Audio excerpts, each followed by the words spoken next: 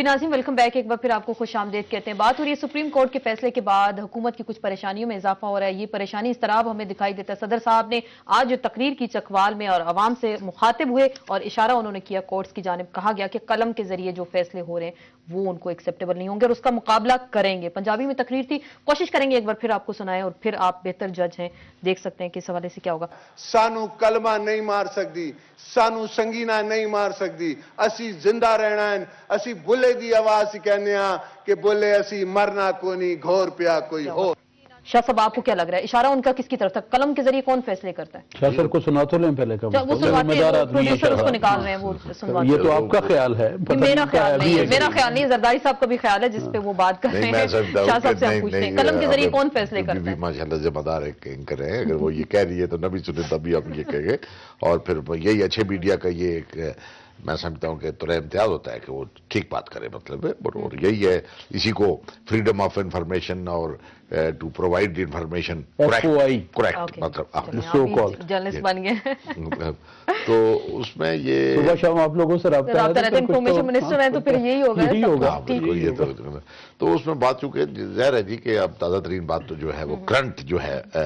Current کا current تو یہی ہے کہ بھائی مطلب ہے کہ وہ جوڈیشل فیصلے آ رہے ہیں، اور جوڈیشل فیصلے جو ہے یہی لے کے پڑے آتے ہیں اور دستخط ہوتے ہیں، قلم کے ذریعے ہوتے ہیں، اور بلکہ یہ کہا جاتا ہے ہماری دنیا میں کہ جی کہ ہمارے فیصلے جو ہے جوڈیشری کے ہوتے ہیں قلم کے ذریعے ہیں، لیکن یہ بولتے بھی ہیں، یہ خود بولتے ہیں، مطلب ہے کہ بھائی وہ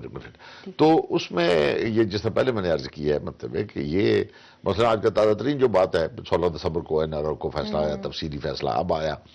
تو اس این آر او کے بارے میں پہلے بھی بہت کچھ کہا جا چکا، بہت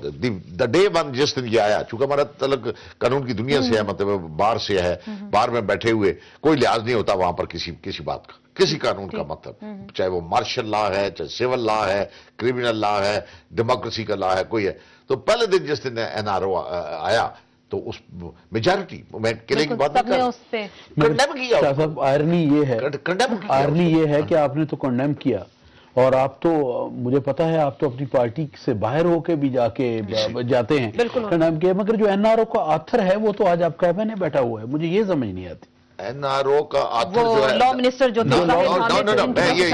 لیکن کورٹ میں بھی یہ کہا گیا تھا، یہ چیز پیش ہوئی تھی کہ انہوں نے ڈس ایگری کیا تھا۔ ابھی آج کل اسمبلی میں وہ حضرت نہیں آتے ہیں، مگر کہ اس وقت وہ تو ٹوٹل سارا 25 دن بھی نہیں رہا، لیکن آتھر تھا جو ڈیل تو ہوئی پرویز مشرف اور بی بی کی ہوئی، بی بی نے اپنی کتاب میں اس کو مینشن بھی کیا۔ میں ایگری کرتا ہوں شاہ صاحب سے بالکل کہ یہ جو اس کا آتھر ہے وہ ہے، آتھر وہ ہوتا ہے جس کے نیچے دستخط جس کی پاور سے پروبلگیٹ ہوتا ہے، وہ تو پرویز مشرف، وہ جنرل مشرف ہے، پرویز مشرف، اور جنرل مشرف کو میں آج بھی آپ سے کہتا ہوں کہ آپ اس کو ہائی ٹریزن میں الگ ٹرائی کریں، اس کو اکبر بگٹی کے قتل میں الگ ٹرائی کریں، اور اس کو این آر او جیسا یہ بےہودہ قانون پاس کرنے میں الگ ٹرائی کریں۔ جو لوگ اس کے ساتھ رہے ان کو آپ بھی تو قبول نہ کریں نا، پھر وہی بات، اگر ایک سٹینڈ تو لینا سر، پھر وہی بات مطلب ہے قبول آپ نے معاہدہ کر لیا اس سے، ہم نے تو جو معاہدہ کیا اس معاہدے میں آپ بھی تشریف لائے، الیکشن ہوئے،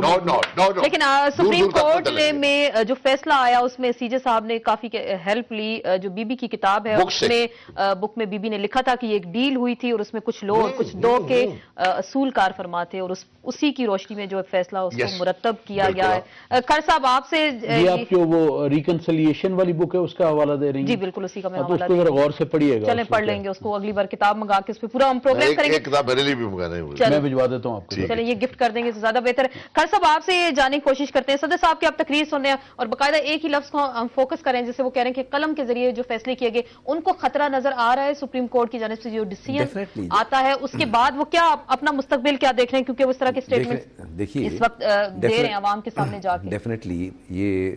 مجھے بھی صاف نظر آ رہا ہے، میرے خیال آپ کو بھی اور باقی جو صاحبان بیٹھے ہیں ان کو بھی، آصف علی زرداری صاحب کے لیے بہت مشکل حالات پیدا ہو گئے ہیں۔ حکومت صرف ایسے نہیں کی جاتی کہ آپ حکمران بن گئے اور آپ کو فوج کی ساتھ ہے یا امریکہ کا ساتھ ہے یا کسی کو آپ حکمران ہیں۔ اب مشرف کو دیکھ لیں کہ مشرف نے اس ملک پہ 8 سال حکومت کی، اور ایک سٹیج ایسی آ گئی کہ فوج بھی کہنے کو ان کے ساتھ تھی، بیوروکریسی بھی ان کے ساتھ تھی، امریکن پاور بھی ان کے ساتھ تھی، لیکن یہ واضح ہو چکا تھا کہ مشرف اب اس ملک میں حکومت نہیں کر سکتا، اور وہ دو چیزیں ہیں، ایک تو ہوتی ہے لیڈر کی کریڈیبلٹی. جو سب سے بڑی طاقت ہے کسی پرائم منسٹر یا پریزیڈنٹ کی یا کسی پولیٹیکل لیڈر کی، وہ کریڈیبلٹی ہے کہ لوگ اس کی بات پہ یقین کریں. آصف علی زرداری صاحب اپنی کریڈیبلٹی کھو بیٹھے ہیں، لیکن اس سے زیادہ اس سپریم کورٹ کے فیصلے کے بعد آصف علی زرداری صاحب اپنی مورل اتھارٹی کھو بیٹھے.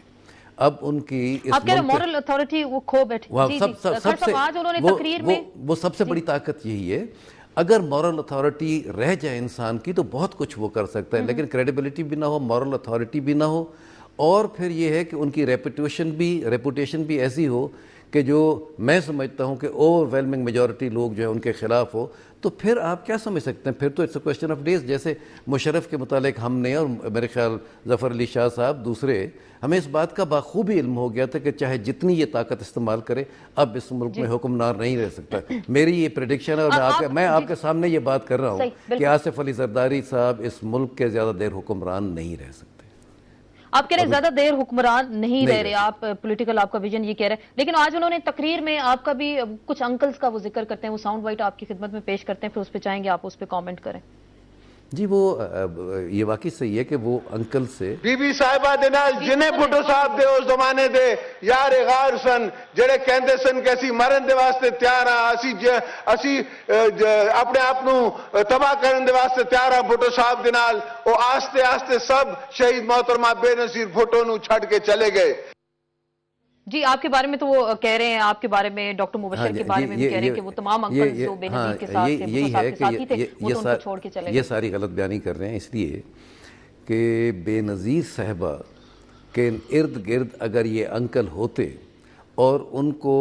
ایسے حالات نہ پیدا کیے جاتے کہ ان کو بے عزت کر کے نکالا نہ جاتا، تو پھر بے نظیر صاحب بھٹو کا بھی یہ حال نہ ہوتا، اور آصف علی زرداری صاحب بھی پریزیڈنٹ کبھی بن ہی نہیں سکتے تھے. یہ تو اس وقت بنے گی جب ان کے سامنے بات انکلز کو کس نے بے عزت کیا؟ کیونکہ وہ اپنی ہر تقریر میں انکلز کا حوالہ دیتے ہیں. وہ دیکھیے میں آپ کو بتانا چاہتا ہوں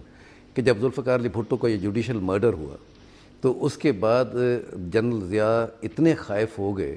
پہلے ان کا یہ خیال تھا، میں تو ہر چیز کو اچھی طرح جانتا ہوں، کہ بھٹو صاحب اگر ایک دفعہ راستے سے ہٹ گئے تو پاکستان پیپلز پارٹی ختم ہوگی. پاکستان پیپلز پارٹی ایک بہت بڑی طاقت بن کے ابھری، اور یہ ظفر علی شاہ سے آپ پوچھ لیں، یہ اس بات پہ اگری کریں گے. پھر ان کو اس بات کا خیال پیدا ہو گیا کہ بھئی یہ تو اب ہم اس کو کچھ نہیں کر سکتے، بے نظیر کو تو ہم نہیں مار سکتے، یہ اگر پار میں آئے تو ہم سے انتقام لیں گے. تو ان نے پھر یہ پلان بنائی اور اس میں انٹیلیجنس کو بے شمار فنڈز دیے گئے کہ ذوالفقار علی بھٹو کے جو ساتھی ہیں، جو لائل ہیں، جو تجربہ کار لوگ ہیں، ان کو دور کرے اور بے نظیر صاحبہ کے سمسام علی بخاری صاحب کچھ کامنٹ کرنا چاہ رہے ہیں اس پہ. سمسام علی بخاری صاحب کچھ جواب دینا چاہ رہے ہیں. جی سمسام صاحب. نہیں میں جواب نہیں دینا چاہ رہا، میں کہہ رہا ہوں خر صاحب تو وہ خود کہہ رہے ہیں کہ انٹیلیجنس پھر حرکت میں آئی تاکہ بھٹو صاحب کے قریبی ساتھی ساتھ نہ رہیں، اور پھر وہ ساتھ نہ رہے تو وہ تو خر صاحب خود ہی بات کر رہے ہیں، میں تو نہیں کہہ رہا. جو ہے وہ ان کی معاونت نہ کر سکیں. ایسے لوگ لائے جن کو جعلی کوڑے مارے گئے جیلوں میں، ان کو لیڈر بنانے کے لیے ان کو فنڈز دیے گئے، اور بے نظیر کو ٹوٹلی وہاں کیپچر کر لیا کہ وہ اپنی مرضی سے کام کراتے. اور بھی ظفر علی شاہ صاحب میرے دوست ہیں، لیکن ان نے بھی بات کی ہے کہ جی آصف علی زرداری صاحب کے ارد گرد ایسے لوگ ہو گئے جن نے غلط کام کرے. میں ان سے ڈس ایگری کرتا ہوں کہ میرے دوست، جیسا انسان ہوتا ہے وہ اپنے ارد گرد ویسے لوگ رکھتا ہے. ذوالفقار علی بھٹو نے جو لوگ رکھے تھے، بے نظیر بھٹو صاحبہ نے رکھے تھے اور آصف علی زرداری نے رکھے تھے، اس میں زمین آسمان کا فرق ہے. کوئی آپ پہ مسلط نہیں کر سکتا، نہ دوست اور نہ زبردستی آپ سے منسٹر بنوا سکتا ہے. جیسے آپ ہوتے ہیں، آپ کی کیبنٹ آپ کا آئینہ ہوتی ہے. آج آپ کیبنٹ دیکھ لیں یا جن لوگوں کے پاس اہم عہدے، they are the corruptest people in this country اور known corrupt people. چلے آپ سے بات کریں گے اور سمسام صاحب سے بھی اس کا جواب لیں گے، لیکن ایک بریک کے بعد.